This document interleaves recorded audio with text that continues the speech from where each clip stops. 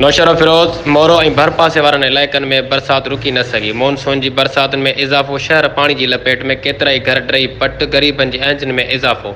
उन हवाले सां असां वीडियो लाइन ते मौजूदु आहे मोरो खां अनवर सोलंकी। मोरो शहर में एक दफ़ो ॿीहर बरसात जो सिलसिलो शुरू। गरीब अबोज मारवड़नि जे आंजन में एक दफ़ो ॿीहर इज़ाफ़ो।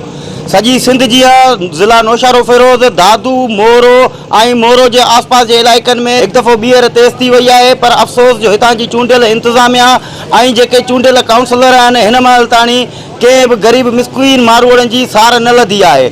एक दफ़ो ॿीहर तव्हांखे ॿुधाईंदा हलूं त मोरो शहर जे मेन रोड बुखारी मौला, जागण मौला, गचेरो रोड, नूरानी कॉलोनी समेत केतिरा ई शहर जा इलाइक़ा पाणीअ जी लपेट में अची विया आहिनि। पर म्यूनिसिपल इंतज़ामिया हिन महिल ताणी उतां पाणी न कढाए सघी आहे। ॿी तरफ़ ताज़ो ई CM सिंध मुराद अली शाह ज़िला नौशहर फिरोज ऐं मोरो शहर जो दौरो पिणु कयो हुयो।